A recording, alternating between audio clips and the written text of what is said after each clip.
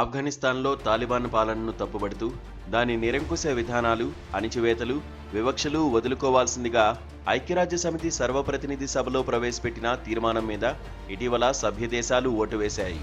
116 దేశాలు సమర్థిస్తే, అంటే తాలిబాన్కు వ్యతిరేకంగా నిర్ద్వంద్వంగా నిలబడితే 12 దేశాలు ఓటింగ్కు దూరంగా ఉంటే 2 దేశాలు తీర్మానానికి వ్యతిరేకంగా ఓటేశాయి. అంటే ఆఫ్ఘనిస్తాన్లో అణిచివేతలు, వివక్షలు ఉన్నాయని, ఇవి ఒప్పుకోలేదని అనుకోవాలి. మహిళల పట్ల అమానవీయంగా వ్యవహరించవద్దని, సర్వ వివక్షలను పక్కనబెట్టి సమ్మిళితంగా వ్యవహరించాలన్న ఆ తీర్మానం వీటికి నచ్చలేదని అర్థం. ఈ 2 దేశాలు అమెరికా, ఇజ్రాయిల్. ఇక ఓటింగ్కు దూరంగా ఉండిపోయిన 12 దేశాల్లో భారత్ కూడా ఒకటి.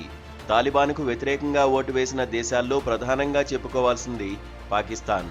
వ్యూహాత్మక ఎత్తుగడగాను, స్పష్టత వద్దనుకున్నప్పుడు దేశాలు ఓటింగ్కు దూరంగా ఉండిపోతాయి.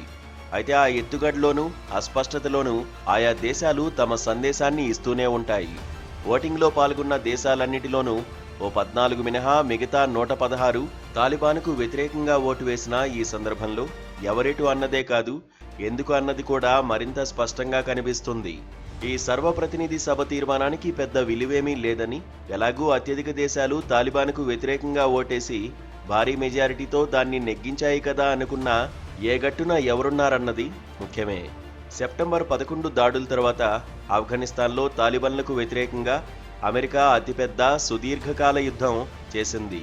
ఇస్లామిక్ తీవ్రవాదానికి అడ్డాగా మారిన ఆఫ్ఘనిస్తాన్ నుంచి తాలిబాన్లను తరిమికొట్టి తాను మెచ్చిన వారిని కూర్చోబెట్టింది. తన బలగాలను అక్కడే ఉంచి సరిహద్దుల్లో కాచుకూచున్న తాలిబాన్లతో పోరాడడానికి వీలుగా అక్కడి ప్రభుత్వ సైన్యాలకు శిక్షణ ఇచ్చింది.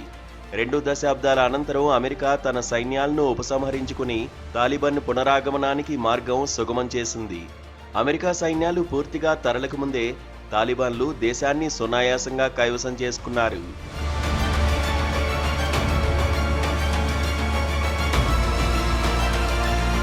అల్లా దయ వల్ల తన పొరుగు దేశం తాలిబాన్ల చేతిలోకి వచ్చిందంటూ పాక్ మాజీ పాలకుడు ఇమ్రాన్ ఖాన్ ఎంతో సంతోషించారు. కానీ తాలిబాన్ను గుప్పిట్లో పెట్టుకుని భారత్ను ఆడించవచ్చునన్న పాక్ పాలకుల కలలు అనతి కాలంలోనే కల్లలైనాయి. సరిహద్దు ఉగ్రవాదంతో సహా ఆఫ్ఘాన్ నుంచి చాలా సమస్యలు ఎదురవుతుండటంతో తాలిబాన్ ఇప్పుడు దానికి శత్రువైంది. అమెరికా వ్యతిరేక శక్తులకు ఆశ్రయం ఇవ్వబోనన్న హామీకి కట్టుబడి ఉన్నంతకాలం తాలిబాన్తో ట్రంప్కు సమస్య ఉండదు. ఆఫ్ఘాన్లో వదిలిపోయిన ఆయుధాలను కూడా వెనక్కు ఇమ్మని అమెరికా గట్టిగా అడగడం లేదు. ఇరాన్తో ఘర్షణలు పెరుగుతున్న తరుణంలో రాబోయే రోజుల్లో చైనాతో కయ్యం తప్పని స్థితిలో ఆఫ్ఘనిస్తాన్ మరింత అవసరం.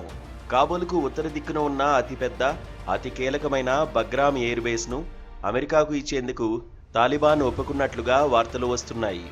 జో బైడెన్ విధించిన ఆంక్షలను కూడా సడలించి తాలిబాన్లతో సయోధ్య పెంచుకుంటున్న ట్రంప్ ఇప్పుడు ఐక్యరాజ్య సమితిలోనే తాలిబాన్లను వెనకేసుకొచ్చారు.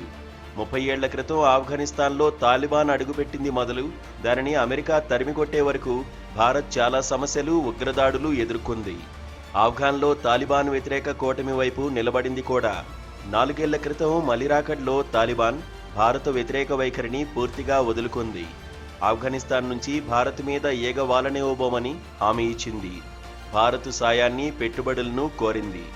ఆఫ్ఘాన్ పూర్వ విద్యార్థి ఒకరిని దౌత్య వ్యవహకర్తగా గుర్తించడంతో మొదలై భారత అధికారులు, మంత్రుల పర్యటనలతో సంబంధాలు మరింత బలపడ్డాయి. ఒకప్పుడు పాక్ పక్కన ఉండి భారత వ్యతిరేక కార్యకలాపాలకు పాల్పడిన తాలిబాన్ ఇటీవలి పహల్గాం ఉగ్రదాడిని నిర్ద్వందంగా ఖండించడం గతంలో ఏమాత్రం ఊహకు అందనిది.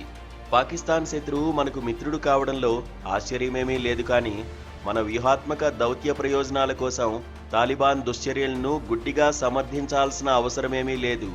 పరిస్థితులు ఎల్లవేళలా ఒకే రీతిలో అనుకూలంగానే ఉంటాయన్న నమ్మకమేమీ లేదు.